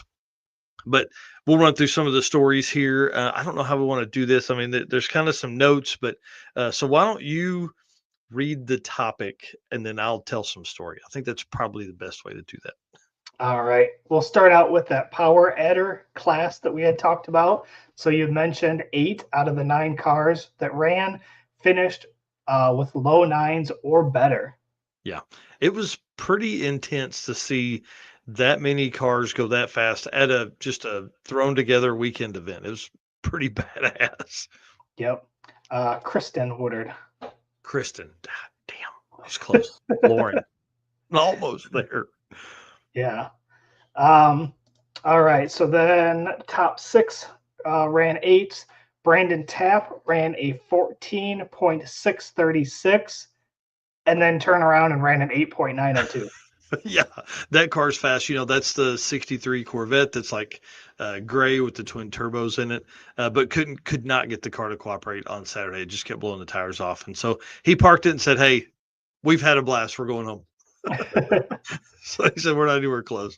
Yeah, that's such a cool car too. Oh, it was so cool to have a car of that level at just a short circuit event, Yeah. And then this next one, I saw pictures of this. Lance Walker in the S10 spit a drive shaft on his first pass. Yeah, I meant to grab a picture that his girlfriend posted up. Man, he's just in the passenger seat, just crashed out. That was a good time. All right, lead us on to the next one, man. Because hey, that Power Rider class, no joke. Yeah. Johnny Heller, rear end Howell, ran a 7.944, which was the quickest pass of the event. Yeah, it was pretty crazy. We pull into the Keystone Dam as our last route stop, and he's on the phone with somebody trying to see if they could bring him a ring and pinion right there at the dam, and he was going to swap it out at the dam, but he was like, man, I just don't have time to get it all done and then out and get back to the track in time to make a good pass. And him and Boo left day one separated by 6 thousandths. No, yeah, 6 thousandths. Boo had a 8.1915, and then Johnny had a 8.1975. Nice. It was gonna be a showdown on the last day because I don't know if you know Boo Quam so very well, but he likes to win. Yeah. And he would have leaned on that car hard. And what was really cool is like Johnny had the Camaro at Rocky Mountain Race Week, and then had just worked on it, gotten faster all week. And so Boo was like, I feel like I had that class covered. And then Johnny knocks off like a 790, and he was like, wait a minute, maybe I don't have it covered. Yeah. So it'd have been a good one. It'd have been a great race to see those guys go head to head. I bet. Next story here, Red Hat Scotty. He switched to the U versus U after a pass didn't show up on his app or his printout. Dude, he was so mad. So he was good reason. He was in the 650 index class, right? Before. Mm-hmm. Yeah. Would have been a 6.522. Yeah. Yeah, it went down, and he ran the 652 in another pass, but his second pass of the night, he has a recording of it up on the board. It's a 10:01 something. I can't remember the third digit, but so he's like, I guess I got to go to U versus U because U versus U's limited at 10:0. That time slip for his second run, which would have been awesome and probably locked him into first place all weekend for the 650 index, but it didn't pull up on the printer.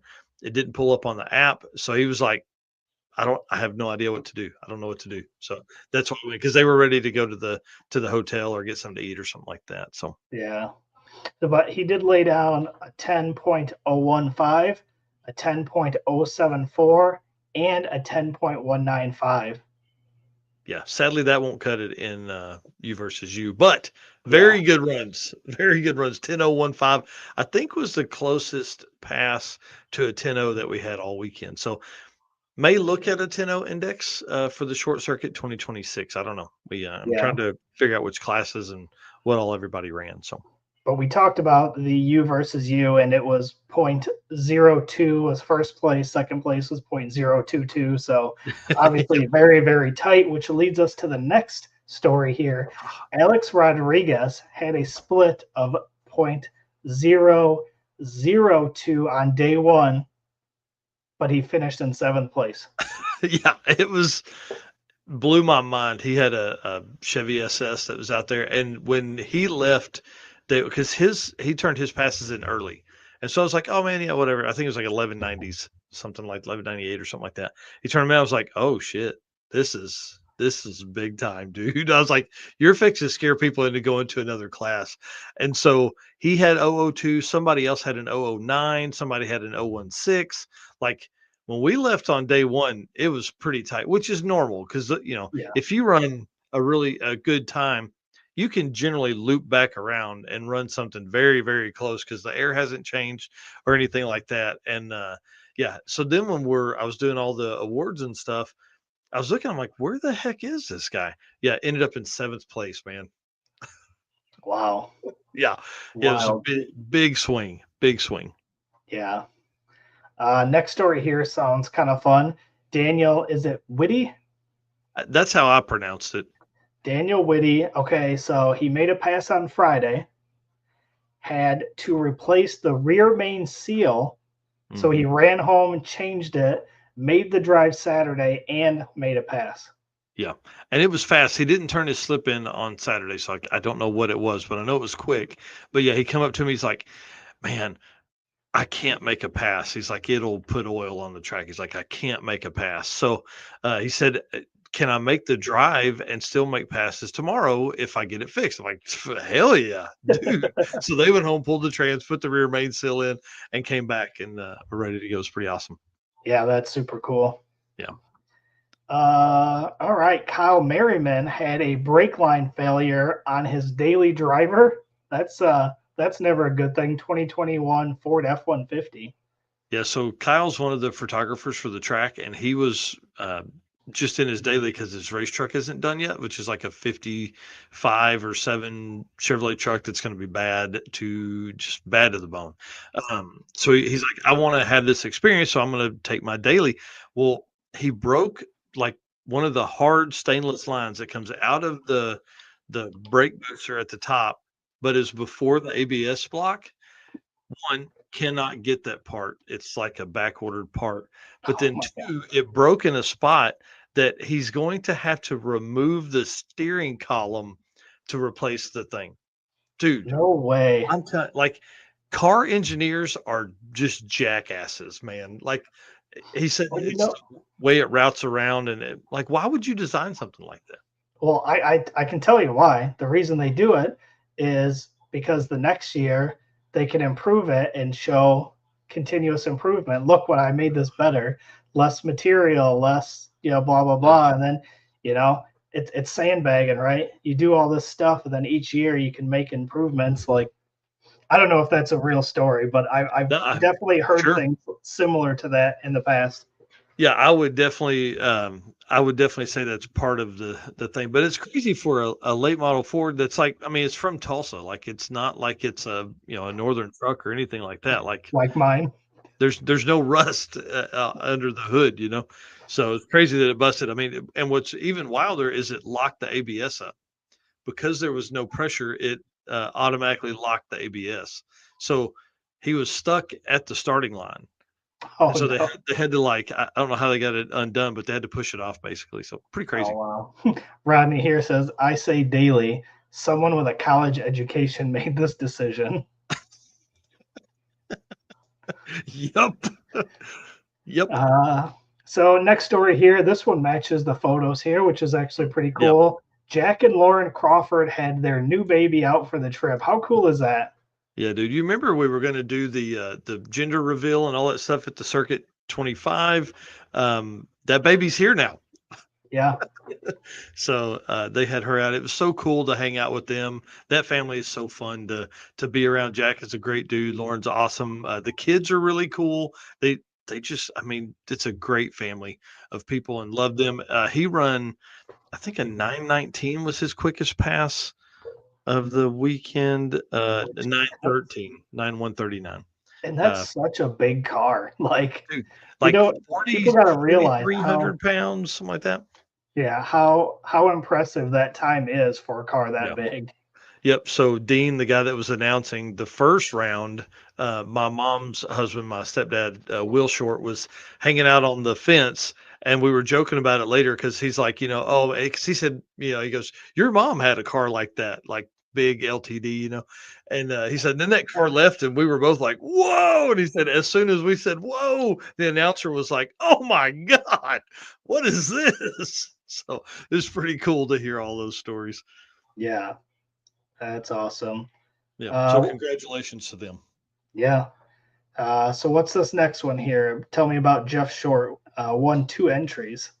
Yeah. So every class winner got free entry into the Circuit 2026. So Jeff won one of those. Okay. But before that, you'll remember that morning of Short Circuit, for everybody that pre-registered, I also did a drawing for a winner of that. Jeff won that. So he has 2 entries for the Circuit 2026, which is awesome. I told him, man, give it to whoever you want. Just let me know. If you want to sell it, that's fine. If you want to give it away, if you want to do whatever, let me know, man. I'm in. It was so cool to have somebody win two. Yeah, just make sure it goes to somebody that comes. Yeah, for bring, sure. Bring somebody. Yeah, we definitely want somebody to be here, and a lot of times that entry is what holds a lot of people back out of the gate, So, or man, really, I think this year it's probably just going to be getting an entry, So, hint, hint, if you're not already on the early list or a previous racer for the circuit, you better get on it right now because it's gonna go quick. Yeah. Yep. Next one here, Sean Larson left home in the GTO, then lost overdrive after trying to get to the car to an event for 2 years. Oh, he gets it out, loses overdrive. Yeah. Then go ahead. Then had a racer pull across in front of him on day one, had to lock up the brakes and flat spotted all 4 tires. So the whole family jumped in Abby's Trailblazer SS. Yeah, it's pretty crazy. So they have a black Trailblazer SS, which is what Abby raced this weekend. And then they have a white Trailblazer SS that's just not as fast as a black one. And then they have the GTO, the Iron Indian GTO, which he's been trying to get to an event for like 2 years. Every time he takes it out, something ends up happening. And so, so this sucked because he had to take it home that morning, comes back in the white one. I don't remember the name of the racer that went in front of him, but he ended up like it was close enough. He slid over that guy's parachute. Oh, wow. So very, very close. He's like, it could have been real bad. Yeah. So glad nothing bad happened, but pretty wild story there. Yeah, no kidding.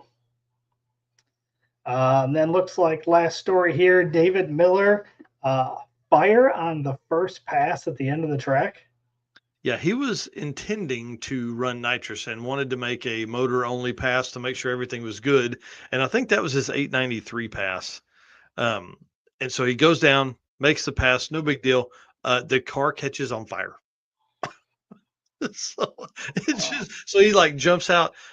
He's at the end of the track, so the safety crew, the truck is running, but they've got to drive down there. Well, luckily he was racing. I think it's Todd Stadel in the black and red C10, like 70 model C10 truck. Todd had a fire extinguisher in the back, grabbed it, they put the fire out, but they didn't have it, had burned some of the nitrous wiring by the time they got it out. So no nitrous, but the dude laid down 890s and just destroyed the all motor class. That's awesome. Yeah, it was not the fire part, obviously, but to be able to continue the event and lay down some all motor passes like that. Yep, they ran back to the pits. I don't know if the car drove itself back to the pits, and then they ran and grabbed some other some wiring and stuff like that to repair. I think there was one wire, like the tack wire or something like that, got caught up in all that stuff. So yeah, pretty sad that he couldn't put the nitrous on it because, dude, if he's running 890s with naturally aspirated, I mean, could he have been a contender in Power Adder? Yeah. Well, this wasn't in part of your notes, but I just added this. Talk a little bit about the route stops. How'd those go? Dude, I saw some Waffle House pictures. I edited some pictures for you. Yeah, thank you. I appreciate that. That looked really good. So Waffle House looked awesome. Yeah, the Waffle House was really cool. Big shout out to Driven Racing Oil. We split $500 with them to cover breakfast for as many people as that would cover. Right, it covered everybody's meal except $7.25. No way. Yeah. So the last people that were eating in there got a $7.25 bill. So it's pretty cool to be able to feed everybody and do that. And what it really allowed, I think I've got a photo in here. Hang on. Because this was, this right here. So this is in the Waffle House parking lot. So big shout out to Melissa Morrow for snagging this shot. There was like 10 of us, I think, around Alex's bed talking for a little bit. It was just really cool. Like nobody was in a real big hurry for this one because we had time. We could make, this was at like 9 o'clock in the morning. So we had plenty of time to get back to the track. At this point, we're like 30 miles into the drive. So, we had an hour and a half worth of driving left. It was way more than that, to be honest with you. It's way more than an hour and a half after we left here. So big shout out to Melissa for grabbing this. But the Waffle House was great. The staff was awesome. They had more people than normal for Saturday morning. So it just things went very fast. They weren't overwhelmed. So big shout out to Richard, who's the district manager over there. Appreciate him putting all that together. And then, this all kind of started when we did the Waffle House breakfast or late night snack. Which one was it at the Circuit 23? Anyways, I think we did a breakfast. Yeah, I think it was breakfast. Big shout out to William Noble, who put all that together when we were in Springfield. And so, whenever we go to a new area, I reach out to him. Hey, who do you know down here? And, can you help us get in touch with them? And so he helped me get in touch with Richard, who runs all of the Tulsa area Waffle House, is kind of that next level up manager. And, dude, Richard's great. He was like, bring it on, man. Bring it on. We're ready. We've got extra people on staff. We fill the parking lot. So there's a couple pictures that I sent that you edited that it's like all the cars in the parking lot are cool cars. It's pretty neat to see that in Waffle House parking lot. Sounds like a good person that to have in your contacts going forward.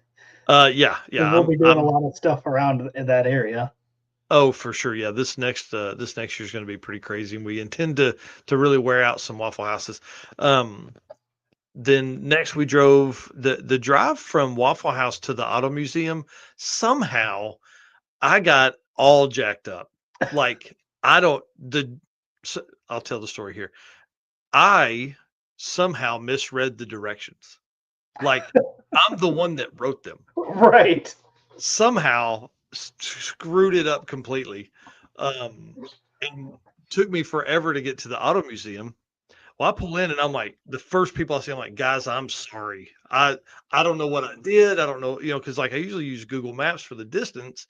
I think about where I want to go, but then I use it like, turn right, drive 6.3 miles. Well, they're like, what do you mean? I was like, I don't know what I did. I had to put it into my Google Maps so I could get to the Auto Museum. They're like, dude, I didn't have any problems. I'm like, oh, I'm like an idiot. So like 3 or 4 more people pull in after that. I'm still telling this story. These people walk up. I'm like, man, did you guys have any problem? They're like, no. What the hell? I'm an idiot. So you can't follow your own directions is what you're saying. Yeah. Somehow I had missed a turn or something, and it just completely threw off everything I had. Or I think I went like 6.5 miles or so. It was just enough to be wrong. And then when it was wrong, I completely destroyed it after that. So it was pretty wild. But that was the Auto Museum. Was really cool. They actually had 2 cars from Chip Foose in there, like the Imposter. I don't know if you remember that car. It's a 66 or 7 Impala that's had every panel on it touched, but it's like a $2.5 million car at this place that has 34 cars. Like, I think what happened is somebody had a pretty cool collection and they're like, we need insurance and a good place to store these. Why don't we open an auto museum? Hey, I'm in. Is that so you're telling me that's what I need to do? I don't need to be looking for a shop. I need to look for a place that I can make an auto museum. Yes. Yeah. But tons of really cool memorabilia. There was like a hand-built little like speedster racer kind of deal. A lot of really cool parts and pieces just around there that were donated from different people and all that kind of stuff. So I think it just was, I want to be an old dude that has an auto museum. You know what I mean? Yeah, kind of like the one in Galena, Kansas. Like he has the ultimate, like put a little auto museum on the side of that and like you got it made right there. And that was the feeling we got. Like the Hot Rod Hangout and the Gearhead Curios was like those kind of places, but with 35 cars. So it really had a good mix of a ton of stuff. Like there was some 50s, 60s, 30s, 40s cars in there. There's some late model stuff, motorcycles. It was pretty cool. But I got to talk to Brody Powell and I can't remember her name. Why am I bad with names today? But got to they were from Australia originally and live here now. and it was really cool to see it. Like they had a big map in the back of the auto museum that you put pins in where you're from, all that. Mm. And, there was a pin in the exact city where they came from, where they had lived. There was a pin there, and like they weren't on the coast; they were like inner Australia, and so they were like, "I wonder who that was." They're like, "I Right. bet we can ask around and find out." Yeah. So it's just crazy when you think about like this auto museum is like, I mean, it's literally 34 cars. Like it's Yeah. not some big crazy deal, and 1,000 cars or anything.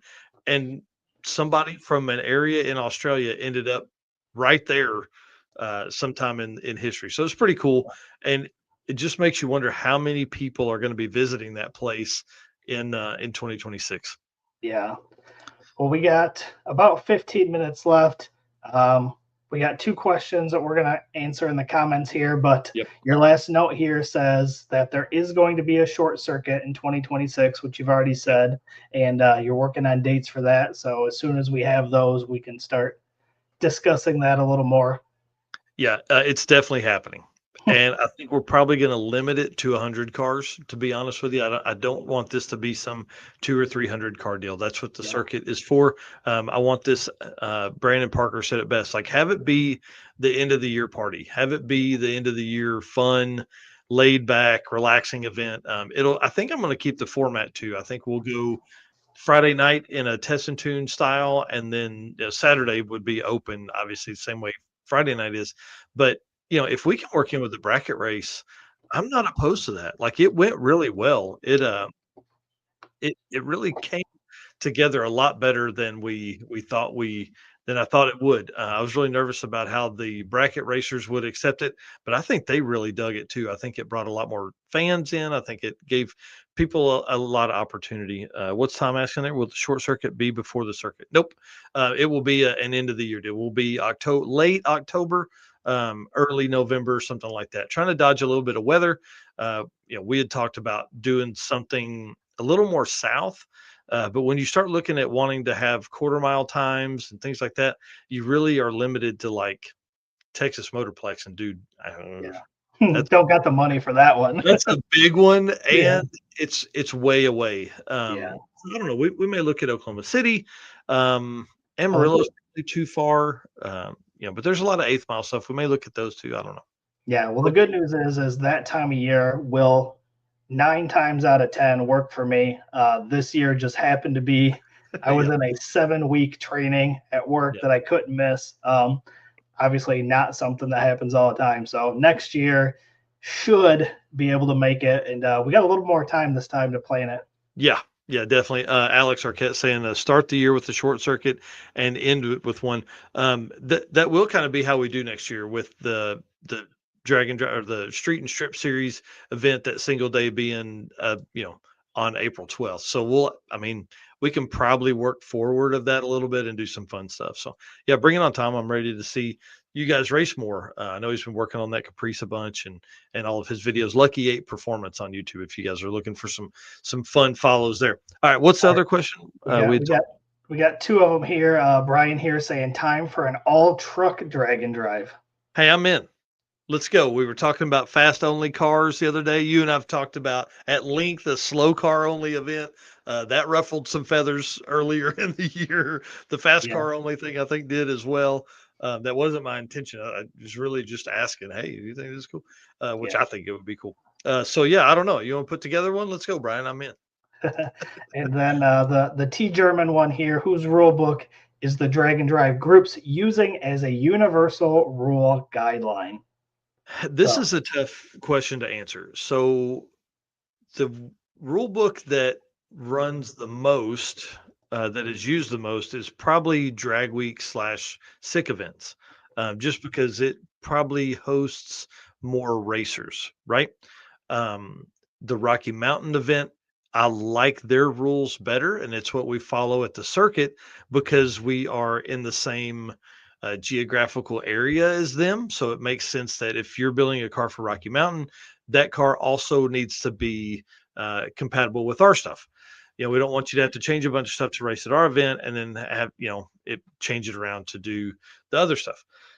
So it's really, geographically, I would say that probably will maybe answer your question. I would look at them and just see, like, it goes back to, if you have 70 cars, is it worthwhile to really hammer down on rules? Or if you're going to have 70 cars, do you open it up some? Do you let it be kind of open your first year and figure out what you do wrong, right? Because nobody wants to see something ruled to death. Drag Week has 20 years of history. They know what works for them. They know what is going to be cheated. They know what is going to be wrong. They know how to make the difference in a super street car and a street what's it called, um, street race, power adder. God dang, what time is it? So I don't know. That's a great question. I'd love to talk to you about it. Love to see if, kind of how many cars you're planning, what the rule package from there could be. Because again, what is a successful event? 300 cars, 30 cars, 50? Who knows? 10? It just goes back to what you want to accomplish with it. And let's talk about it. I know the rules for the Street and Strip series are going to be very open, kind of like what the Short Circuit was, because one, it's very easy for me to look at. I can look at a car and know that there's no power adder on that car because it doesn't have nitrous or turbo or supercharger or anything. Um, Same thing for a power adder. That makes it very easy. Now, the sad part is a 10-second power adder car has no chance of winning that class if some fast stuff shows up. So, it's kind of a catch-all for the rules. So we will probably add some slower stuff, some index stuff, I want to try and, I don't want to give everybody a trophy. Damn it. It's in a participation deal, but Right. there needs to be an opportunity for somebody within, like a 10-0 index probably would have been a great run for this one, because with double entries, you could almost do 650 class and 10-0 index and have a pretty damn good tune up, and be really close in both of those classes. So I don't know. Great questions, man. That's a good one. And then I feel like, or not, I feel like Brandon Parker here said, the Speed Mini says, I feel like Keith Turk has the most influence on rules. And he definitely does. I mean, he's the one that writes them for for Hot Rod Drag Week and the Sick events, which, they host 4 of those a year. So, 4 of those a year that are at this level. So should be, or 5, I guess, with Drag Week being 1, and then the Sick events having 4 more from there. So who knows? I don't know. Let's talk, man. Again, I love the Rocky Mountain stuff because like there's 3 or 4 rules per class, and it's always been very competitive over there as well. Yes, sir. So anyways, yeah. So the Circuit 2026, I hope we blew your minds tonight, because we've got the Circuit 2026, we've got Short Circuit 2026, we've got 3 Street and Strip series single day races, and we have the Heads Up Hustle partnering with Drag Driver Pete for a Heads Up Hustle styled event with Pro Mods and Jet Cars. 6 events for 2026. It's gonna be crazy, bro. Yeah. What have we done? And partnered with Sick the Mag to do some magazine stuff too. So a lot of new information, exciting information tonight. Yeah, a lot of stuff coming. This was a good show. All right. Well, anything else? I think that's about it.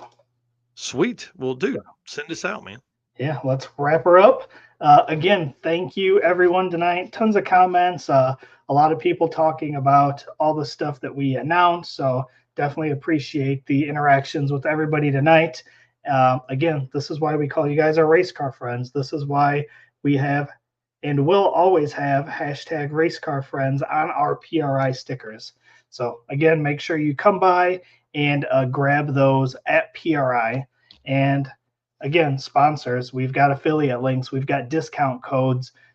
If you need anything from us to get you in contact with any of these people, please let us know. We'd be more than happy to get you connected to the right person to get you the things that you need. So again, thank you to Summit Racing Equipment, Deechworks, Molly Motorsports, Driven Racing Oil, Howard's Cam, J-Wire Solution, AFCO Racing Products, Performer-Built Transmission, Car Change 3D, Power Tube TV, WAF Racing, Sweet Patina, and Racing Junk.